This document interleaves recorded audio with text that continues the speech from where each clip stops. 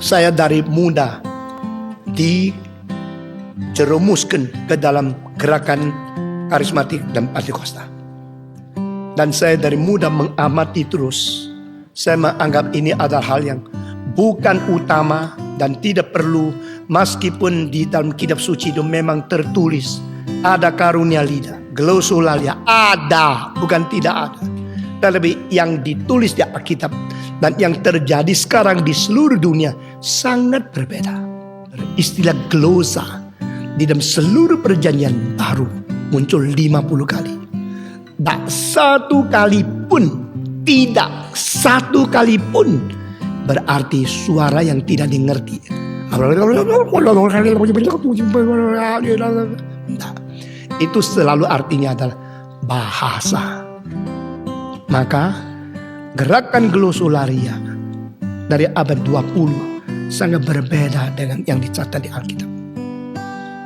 Pada waktu Montanisme abad kedua terjadi orang-orang yang berbahasa lidah dan sebagainya. Mereka membocorkan satu rahasia kesalahan mereka. Apa yang mereka mengerti lebih daripada wahyu yang diterima oleh rasul-rasul. Itu tidak bisa. Yang disebut gereja yang murni, yang disebut gereja yang sejati, syarat pertama, dalil paling ketat adalah memelihara dengan tekun ajaran rasul-rasul. Apostolic teachings, apostolic doctrines, ajaran-ajaran doktrin dari rasul-rasul dipelihara. Orang yang memelihara itu sekelompok, itulah gereja. Gereja disebut gereja karena ajaran. Gereja disebut gereja bukan karena fenomena atau pengalaman pribadi yang bersifat supranatural.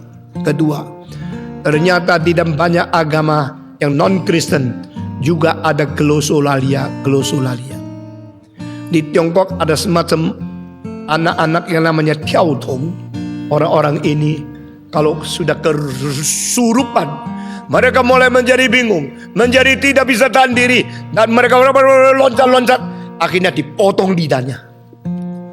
Darah berlumuran, ada yang tidak berdarah banyak.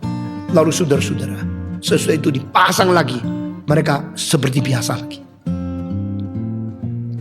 Dan orang semacam ini pada waktu terjadi surupan itu turun oleh semacam roh, mereka bicara macam-macam dengan suara yang lain sekali. Maka itu adalah satu gejala agama yang sangat bersifat supernatural, tapi sering terjadi pada non-Christian religion. Sekarang pada akhir zaman, orang-orang yang tidak mempelajari ajaran doktrin yang benar, memakai dan menganggap itu sesuatu yang boleh dianggap sebagai pekerjaan Roh Kudus. Karena tidak bisa dibuktikan bukan kok.